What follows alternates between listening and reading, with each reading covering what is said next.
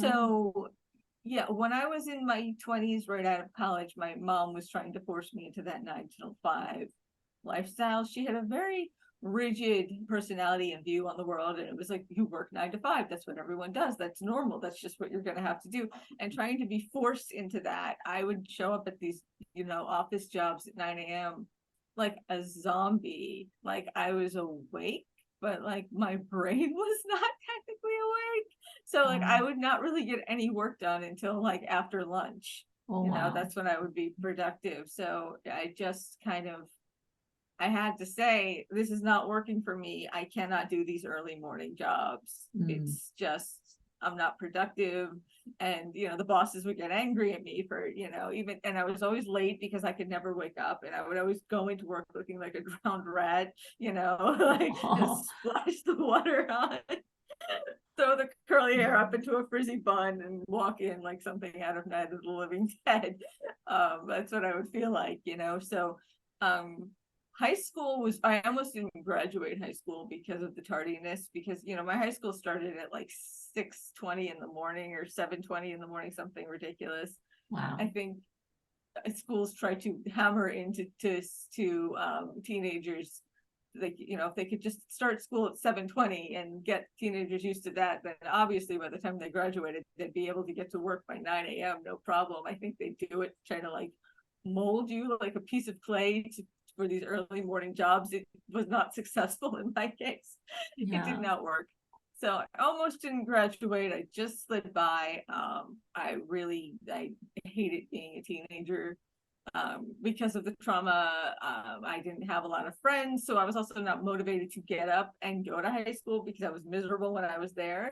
So yeah, I mean, thankfully as an adult I've been able to carve out my own hours, and I don't know if I would have been so motivated to like start my own online business or get motivated to work with students after school, because I like teaching, but I can't do the classroom teaching. But yeah, my sleep schedule has definitely motivated me to carve out a life where I can have my own hours and function on my own schedule. Yeah, that's wonderful. I think that's end up to be a very positive motivation for you and push you to explore.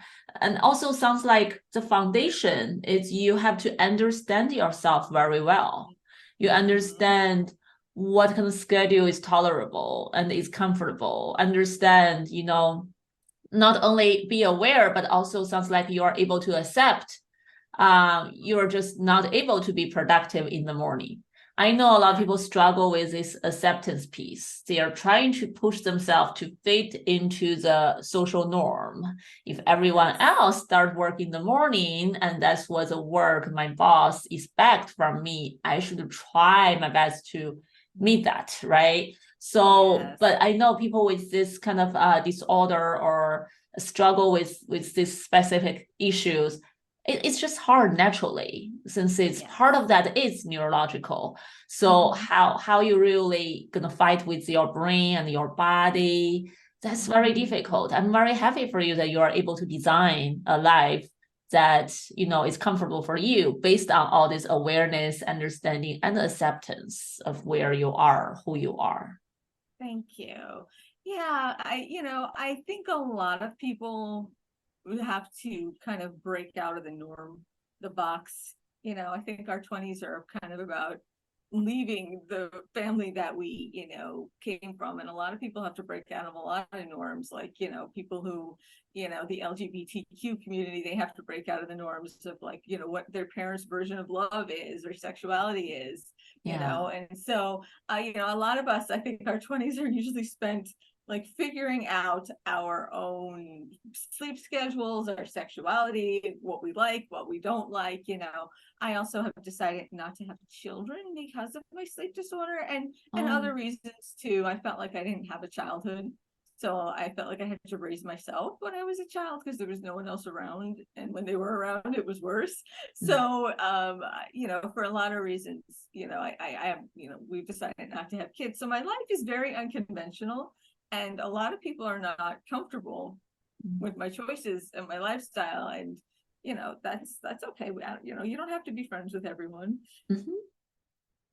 But usually I find people who are more interesting and more creative and just have more to share with me, and who I want to be friends with are people who are kind of abnormal. I don't like people who are like, I get up at 6 and I go to bed at 8 o'clock and I have 2.5 kids, the standard. I usually don't vibe with that because I'm so unconventional myself. Yeah, yeah.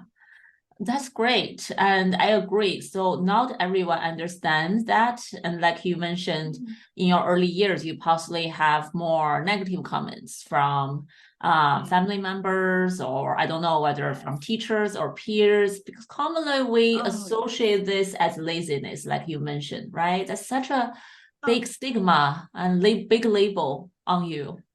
Yes. And and it's crazy because I was reading about, like, there's this theory that why people have delayed sleep phase disorder is when we were way back in their Cro-Magnon days, the foundations of humanity, if everyone slept at the same time, a predator could have wandered into the camp and killed people in the sleep. The fire would have gone out, and then we would have frozen to death in the winter. And a warring tribe could have invaded us in the middle of the night. So there had to be night owls that were awake at night when other people were sleeping in order for the safety of the tribe. And so it's just, it's kind of like it was beneficial for our society at the beginning to have some people with a neurological sleep that was just way later, and they could stay up and keep watch. And so I think that why people have delayed sleep phase disorder is because through the centuries, that night owl gene, I think, has just come and been reborn in so many people. But yeah, the laziness thing in the United States, we're very, very puritanical in terms of, like, the Puritans unfortunately affected our, like, work mentality in this country, which I don't know why, because I think I live really close to Salem, Massachusetts. I think they did everything wrong, based upon, their history. So this puritanical, you have to wake up when the sun comes up, attitude is really, really, ingrained into our culture in the United States. And for myself and for everyone who has the sleep disorder, we are told that just go to bed earlier, just lay down in the dark and close your eyes and you'll fall asleep. And that is just, it's so frustrating. That's like telling an alcoholic, just don't drive by the bar and then you won't have a tendency to go in there. You don't need to go to AA. Just don't buy any alcohol. Don't drive by the bar. That's like telling someone with an eating disorder, just digest something. Just digest something. It's like our bodies are more complicated than that, Right. And so if I take the advice, if I, like, get in bed at midnight and close my eyes and I don't watch TV or go on the computer because the blue light, and I drink herbal tea and take melatonin and get in bed at midnight, what will happen is I will lie there from midnight until 6 a.m. wide awake, thinking about all the things I could be getting done if I was awake, and lying there frustrated, not sleeping. And usually my body rebels. Like, if I try to force myself to go to bed early, my body will stay awake for longer. It's like rebelling to the fact that I got in bed. And so instead of falling asleep at 5 o'clock, my body will keep me awake until 7, 8 o'clock if I try to force myself to go to bed earlier. It's like this rebellious thing in my subconscious. And then it just doesn't work. The only thing that makes me sleep is melatonin. I mean, not melatonin, Ambien. The prescription medication, Ambien. Melatonin, if I take melatonin or any of the over-the-counter stuff, if I get in bed at like midnight and take that stuff, what will happen is it will not put me to sleep because my body refuses to sleep until my natural cycle, which is 6 a.m. So if I take all that over-the-counter stuff trying to knock myself out, basically what happens is it doesn't help me fall asleep. It just makes me fall asleep longer. So that when I do fall asleep, I'll sleep way later because I've got all those chemicals in my system keeping me asleep that won't leave my system. So yeah, over-the-counter stuff does not work. And it's just, nothing will make me fall asleep other than Ambien. And if I had to take Ambien 5 days a week for a normal job, I would get addicted to it. So yeah, the only way I could force myself into a norm is to give myself an addiction to a sleep medication. That's the only way I could be normal and fit into other people's versions of expectations of when you're supposed to get up and when you're supposed to sleep. And my father-in-law, I've watched him struggle to get off of medications that he's gotten dependent upon for his sleep disorder. So I will not take an Ambien more than like twice a week because I don't want my body to get so dependent upon it. I mean, I love it when I take it because it's like the magic light switch. I want it to sleep, awake. Yeah, I want it my whole life to be able to switch it on and off like a switch, but I can't. But the Ambien is the only thing that works. But I know it's kind of like, it's great, but if I take it every night, it's going to do bad things for my system in the long run. So Yeah, I that's think my overall journey. yeah, definitely. I think you touched on several really important points that how the society, right, even some medical providers are suggesting people and train us in a way that, oh, you have to do what in order to sleep, in order to fit into the norm. And even you use these sleep medications or force yourself to sleep and somehow can get up at a normal hour, is that really productive? Is that really just not lazy? On the surface level, yes, you are there physically, and okay, you are not lazy. But deep down, your attention and your brain still need time to warm up, right? And that's just the internal struggle. It become more invisible. Yeah. And, for anyone for this disorder, my advice would be don't give yourself an addiction to sleep medication, trying to hammer yourself into somebody else's version of normal, because long term it's going to be so bad for your health to have that. And then what happens is if you take too many sleeping pills, eventually you kind of build up a tolerance for it, and then the sleeping pills don't work anymore. But then you've carved out this life where you're so dependent upon the sleeping pills to get you up, to make you sleep so you can get up for work the next day. It becomes a drug addiction. And so yeah, the fact that a lot of people would think that would be the healthy choice just because that's what society's norm is, that's just kind of insane that would be someone's opinion, that would be the healthy thing for someone with this sleep disorder to do. That's insane to me. Right. So I feel like if you have both delayed phase disorder and also insomnia, I think you can treat them separately, right? I think they need different strategies. Now, the best first-line treatment for insomnia is CBT for insomnia, CBTI, cognitive behavioral therapy for insomnia. So that is a therapy proved by a lot of clinical trials and a lot of research that you don't have to rely on sleeping pills, but it's a lot of cognitive work and behavioral change to help you rethink about sleep, to understand sleep, to clarify some sleep misperceptions. So you will have less sleep anxiety, and that can help you, right? When it's your natural sleep clock, you can fall asleep. But on the other hand, for the delayed sleep phase, I think that's something different. Once you handle the sleep anxiety, and you need to think about, like you mentioned, how can you respect your own circadian rhythm, to respect your own needs from your body, from your brain, when you want to sleep, when you want to wake up. And sounds like if anyone in your shoes is able to carve their life out in a way to have more flexibility, that would be better, right? I definitely think, and I'm glad that our society is slowly becoming less 9 to 5 oriented. I think with the great resignation that happened a couple last year or the year before, where everyone was just going through this period where they're like, I don't want to do these jobs, I don't want to be chained to this desk. I think that a lot of things are happening where people are developing online businesses, people are selling things online, there's a lot of gig economy, people can work hours that they want.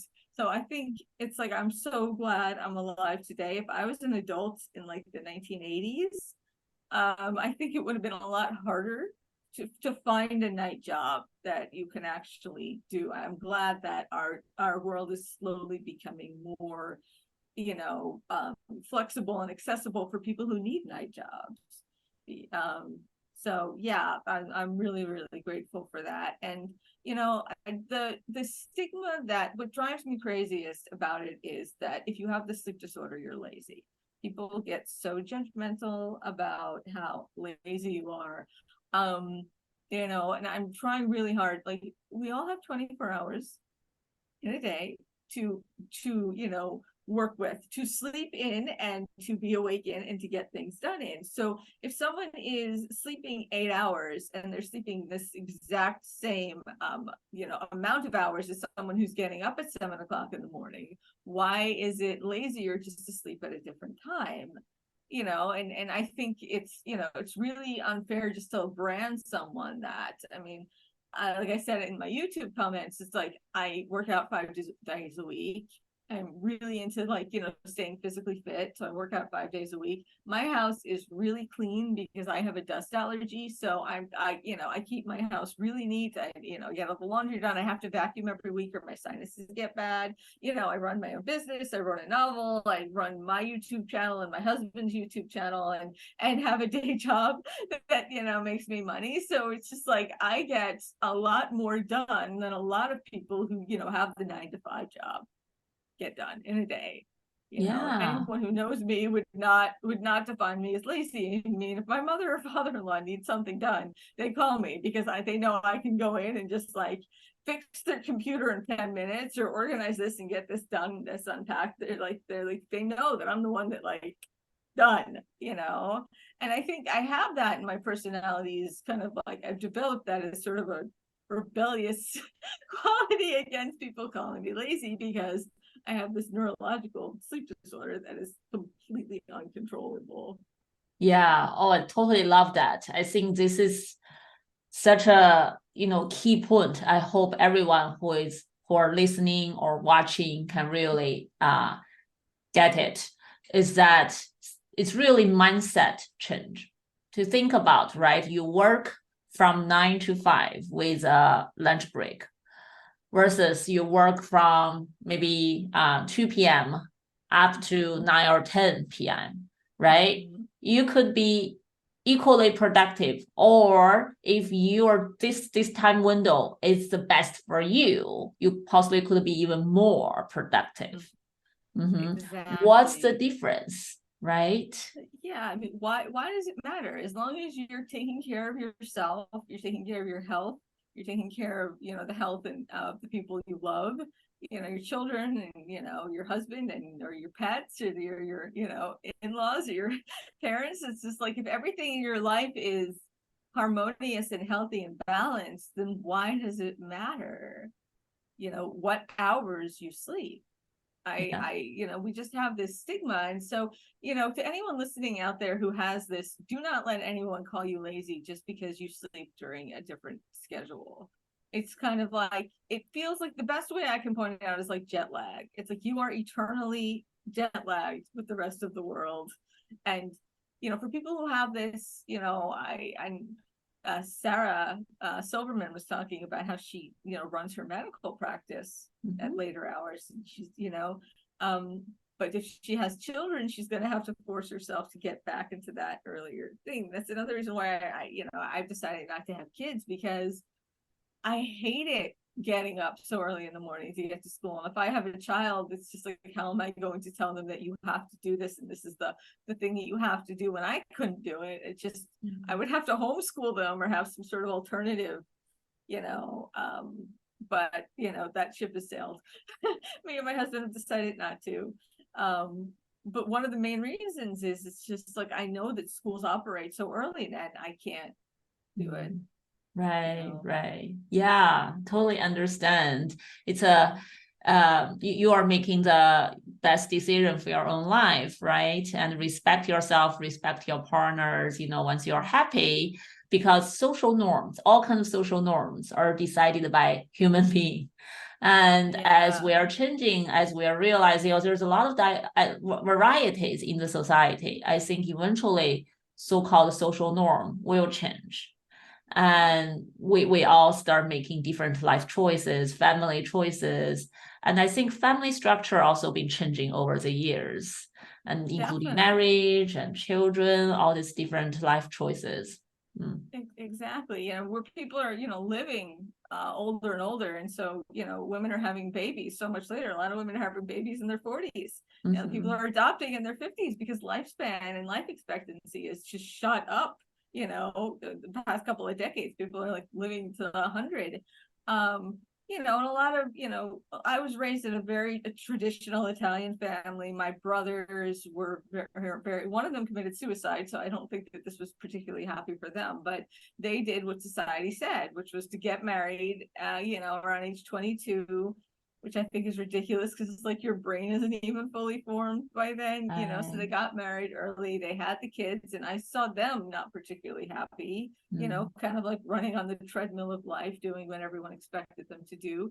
Other social norms that have changed is like, a couple of years ago, gay people couldn't even come out of the closet, and transgender would have been like something that was considered like, so ridiculously abnormal. And so, there's a lot of things about our society and a lot of norms and social things that we conform to that, thank goodness, are changing, because it needs to change. And, branding people lazy for sleeping on a different schedule than everyone else is just one norm out of many, many, many that needs to change, and is thankfully slowly changing.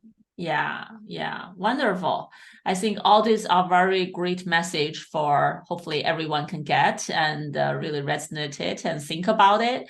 And right, I want to say to whoever listening and watching, if you struggle with some kind of circadian rhythm misalignment and you feel like you're different from the rest of the society, don't label yourself as lazy yet, right? Try to really observe the symptoms, seek professional advice, and do some professional checkups. Really try to diagnose and understand what's the reason, what's the issues you're dealing with exactly. Because there are so many sleep disorders. You may have this one we are talking about, or maybe there's something else in the picture, right? So get a diagnose and get some professional advice from sleep doctors, sleep specialists. And I think there's a lot of coping strategies out there. There are a lot of treatments available, right? And it also depends on where you are in your life. If you are able to carve out and design a life like Isis, this is great. I really admire you to figure out this life journey, and it seems like you are very happy, and that's awesome. And for other listeners, if you are not there yet, I'm sure there's still a lot of professional resources can help you cope with it and try to navigate your life possibly better than you are struggling alone in the dark. Exactly. And it's so wonderful that we have podcasts like yours and YouTube channels like yours, and the internet with other doctors talking about this, because when I had this as a teenager, there was no information available, and doctors would just I'd go to my like pediatrician and they would just be like, go to bed earlier. So I'm so grateful that like medical professionals are actually studying this and taking this seriously now. So people with this are not just like sort of written off as like the hopeless lazy ones who are not going to achieve anything with their lives. And so if you have this disorder, you can achieve anything you want in life, but you are going to have to carve out your own path, and it's probably going to be a little bit harder because it's not as conformist, it's not as traditional. But I think I'm grateful in a way that I have this, because if I didn't have this, I wouldn't have worked so hard to start my own business and my own YouTube channels and find teaching jobs that I can do. If I didn't have this, I wouldn't have fought so hard to have a schedule that makes me happy. I don't think I would ever have been happy working in a 9-to-5 office job. I'm just not that conformist. Even without my sleep disorder, it was making me miserable because I don't like, you know, being around people and, you know, just having to dress a certain way and the rigid conform things that you have to conform to, and that lifestyle just were not for me. So if I didn't have this, I might have settled for a life that didn't make me happy. So it's been a curse and a blessing. One other blessing that it's been is people tell me I look a lot younger than I am. I'm in my late 40s. And I think having less time out in the sun because of my sleep disorder over the years, it's like making me age really slowly, because, like, you know, I watch a lot of dermatologists and estheticians on YouTube, and they talk about how important it is, SPF and sunblock, and how important it is. I've always used it, but I also think not being in the sun for as many hours of the day because of my sleep disorder has really helped me look youthful. So I think a lot of people who have this disorder, we look a lot younger than we are because of the sun exposure that we're not getting. So, you know, everything has an upside if you know how to look at it the right way, I think. Right, right. I love that attitude, right? Always the mindset, you can turn something appear to be negative, you can turn it to something very positive in life.